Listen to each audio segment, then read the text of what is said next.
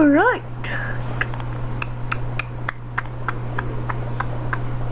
Right. Last time I looked here, I did miss a lot of stuff. So, I want to be showing off some extra stuff. First off, the first thing you might have noticed is my theme. Now, there's actually, if you usually use this, you usually have a arrow by default. You usually have this arrow theme, which will take a bit of time. Hopefully, it will load pretty soon.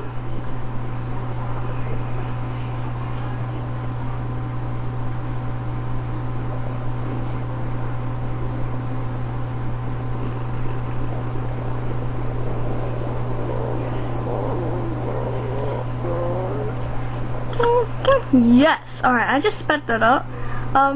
You see here you usually have some kind of arrow theme, but the Windows Basic theme is actually very different. Last time in the original versions of Windows, like Windows 7 and Vista, it gets rid of the transparent effects. Vista just gets rid of transparency effects usually, but usually it makes the stuff gray and all that. But this time, in this version of Windows 8 Beta, instead, it'll actually, make everything blue, which is actually a bit strange, as you can see here. It's also pretty fast, since I've been using it. You can see here, it's got a blue kind of theme to it instead, and when you open up a window, the minus button is green. Now, it still looks like it's got like arrow effects to it, but it doesn't have that. And then you also have the other apps here.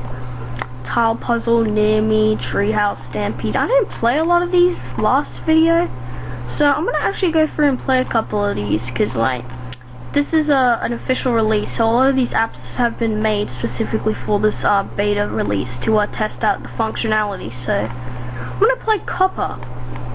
Here's one I played, or didn't play, I mean, was Copper. It's 3D.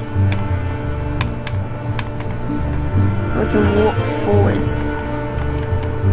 We can push the block. I see. Let's try it now. You can rotate the gear the board is sitting on. There you go. Yep, I see. Now I did notice that it said 2-finger gestures, so I'm gonna assume that it thinks I'm on a tablet, which is actually really strange because you can't, I don't have a tablet, and also this build isn't even out for tablets, so I don't know why it thinks that. So you see here, we move those blocks, we get a little star, that's the end. Pretty simple game. It's actually not that, it's actually pretty easy to complete this game. Just gotta, can't really see though, however. So I might just get out of that game. I forgot. You can't go out of there. Sorry about this. Alright, there. So, right here is another feature I didn't realize. Apparently, according to Windows, they don't really have a name, but you can see the little squares on your thing. You understand that, right? But apparently you can get these little updates, and they show you what you've done. So this one says great job. So you can actually you were apparently okay. It just stays like that. There's no way to disable it if you just want to look at this boring thing. But I think that's pretty interesting. My internet and stuff. There's actually a decent amount in this game. Now, sorry, this version. Here's the thing, however. Sorry about this. This happens. Here's the thing, however. I did not showcase, sounds and stuff. There is, like, some new sounds, it seems. Like, if I go here, the alarm sound, and then this one here. Weird. If we go to alarm, so I thought there was a lot more. Maybe I was dreaming. Yeah, 1 minute. I don't know what the time is, but we'll just wait for it while I do some other stuff. Yeah, right here, so it updates you and stuff. So it says right here, alarm set. Sorry about that again. This is a very annoying bug that happens. It's just because I'm on a virtual machine, but you have alarm set right here. That is it. That's the alarm. And then I also forgot that this is a new notification little bar thing. A couple of other games, like in InkPad here, there's this. It's a drawing thing. This is like something I would use on my phone. Like, let's just say you're writing some cursive and stuff. But here's the thing, however, a lot of these apps feel very tablet or phone oriented.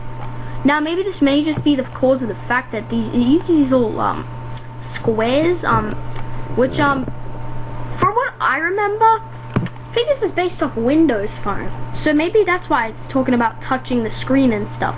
I don't have a touchscreen computer, so I obviously can't do those features, but lots of other apps too, like Bitbox, I noticed. I actually opened this app earlier. I don't know how to close it. I think I have to kill it if I'm correct.